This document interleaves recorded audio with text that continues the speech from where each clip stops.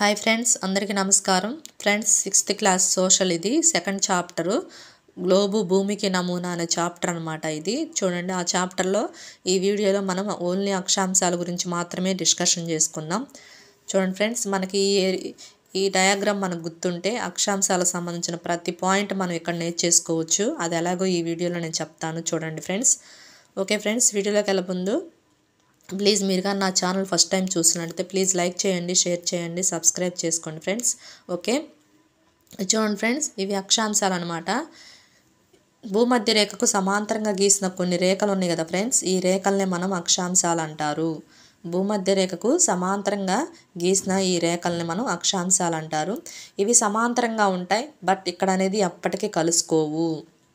ఈ రేఖలు సమాంతరంగా ఉంటాయి కానీ ఒకదానికొకటి అనేది ఎప్పటికీ కలుసుకోవు. భూమధ్య రేఖ ఉత్తరంగా ఉన్న అంటే ఇదనమాట. భూమధ్య రేఖ ఉత్తర ధ్రువం వచ్చేసి పైన ఉంటుంది, దక్షిణ ధ్రువం వచ్చేసి ఇది భూమధ్య రేఖ. ఈ భూమధ్య రేఖ పైన ఉత్తర ధ్రువం ఉంటుంది, కింద దక్షిణ ధ్రువం ఉంటుంది. ఈ ఉత్తర ధ్రువం అనేది 0 డిగ్రీల నుంచి 90 డిగ్రీల వరకు ఉంటుంది. ఇది ఉత్తర అక్షాంశము. ఈ కింద దక్షిణ ధ్రువం ఉంటుందని చెప్పుకున్నాం కదా ఫ్రెండ్స్.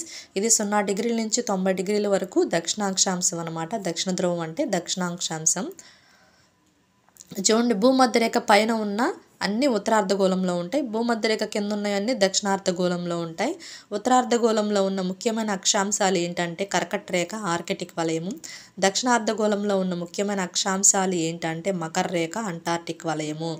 ఇక్కడ డిగ్రీస్ ఇంపార్టెంట్ కాదు ఫ్రెండ్స్, డిగ్రీస్ మనం ఆల్రెడీ నేర్చుకునే ఉంటాం. ఇక్కడే ఈ ఏరియాలో ఎలా కన్ఫ్యూజ్ చేస్తాడంటే కర్కట రేఖ 23.5 డిగ్రీల మామూలుగా అయితే ఉత్తరాక్షాంశం అనమాట. భూమధ్య రేఖ పైన ఉన్నవన్నీ ఉత్తరార్ధగోళంలో ఉంటాయి. ఇది ఇక్కడ కన్ఫ్యూజ్ చేస్తాడు, నార్తా సౌతా అనే అక్షాంశాల దగ్గర కన్ఫ్యూజ్ చేస్తాడనమాట. అందుకే గుర్తుపెట్టుకోండి. నెక్స్ట్ చూడండి, కర్కట రేఖ 23.5 డిగ్రీలు ఉత్తరాక్షాంశం, ఆర్కిటిక్ వలయం 66.5 డిగ్రీలు ఉత్తరాక్షాంశం. ఇవి ఉత్తరార్ధగోళంలో ఉన్న ముఖ్యమైన అక్షాంశాలు అనమాట. నెక్స్ట్ దక్షిణార్ధగోళం చూద్దాం ఫ్రెండ్స్. దక్షిణార్ధగోళంలో మకర రేఖ, అంటార్కిటిక్ వలయం ఉంటాయి. మకర రేఖ 23.5 డిగ్రీలు, అంటార్కిటిక్ వలయం 66.5 డిగ్రీలు. సేమ్ డిగ్రీస్ ఒకటే. కర్కట రేఖ 23.5, మకర రేఖ 23.5. కానీ ఇక్కడ కర్కట రేఖ అనేది ఉత్తరార్ధగోళంలో ఉంది కాబట్టి ఉత్తరాక్షాంశం. ఇక్కడ మకర రేఖ అనేది దక్షిణార్ధగోళంలో ఉంది కాబట్టి దక్షిణ అక్షాంశం. అందుకే ఇక్కడ డిగ్రీస్ ఇంపార్టెంట్ కాదు, అక్షాంశాలు నార్తా సౌత్ అనేది ఇంపార్టెంట్ అనమాట. సో ఇక్కడ మకర రేఖ 23.5 డిగ్రీల దక్షిణాక్షాంశం, అంటార్కిటిక్ వలయం వచ్చేసి 66.5 డిగ్రీల దక్షిణాక్షాంశం అనమాట. చూడండి, ఇక్కడ ఒక బాక్స్ ఇచ్చాడు, ఆ బాక్స్ ఫిల్ చేద్దాం ఫస్ట్. ఉత్తర ధ్రువం అంటే 90 డిగ్రీలు అని చెప్పుకున్నాం కదా ఫ్రెండ్స్. 0 డిగ్రీల నుంచి 90 డిగ్రీల వరకు ఉంటాయి. సో 90 డిగ్రీలు ఇది ఉత్తరాక్షాంశం కాబట్టి నార్త్. ఉత్తర ధ్రువం కదా అడిగింది. ఆర్కిటిక్ వలయం, భూమధ్య రేఖ పైన ఉన్నవన్నీ ఉత్తరార్ధగోళంలో ఉంటాయి. అంటే ఏమిటి, ఈ కర్కట రేఖ ఆర్కిటిక్ వలయం. భూమధ్య రేఖ కింద ఉన్నవన్నీ దక్షిణార్ధగోళం. అక్కడేముంటాయి, మకర రేఖ, అంటార్కిటిక్ వలయం అనమాట. సో ఇక్కడ ఆర్కిటిక్ వలయం అనేది 66.5 డిగ్రీలు, కర్కట రేఖ అనేది 23.5 డిగ్రీలు, భూమధ్య రేఖ కింద ఉన్నాయి దక్షిణార్ధగోళం. ఇవన్నీ నార్త్ అనమాట, ఉత్తర అక్షాంశాలు అనమాట. నెక్స్ట్ భూమధ్య రేఖ కింద ఉన్నాయి దక్షిణాక్షాంశాలు. అవేంటి, మకర రేఖ, అంటార్కిటిక్ వలయం. మకర రేఖ 23.5, అంటార్కిటిక్ 66.5, దక్షిణ ధ్రువం వచ్చేసి 90 డిగ్రీలు. 0 డిగ్రీల నుంచి 90 డిగ్రీల వరకు ఉంటాయి దక్షిణ ధ్రువం. ఇవన్నీ ఏంటి, సౌత్ అనమాట, అంటే దక్షిణ అక్షాంశాలు.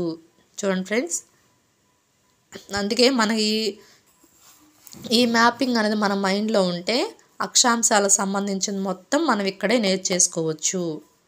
నెక్స్ట్ చూడండి, కింద మీకు తెలుసా అని ఒక బాక్స్ ఇచ్చాడనమాట. చూడండి, భూమధ్య రేఖకు సమాంతరంగా ఉన్న ఊహారేఖను అక్షాంశాలు అంటారు.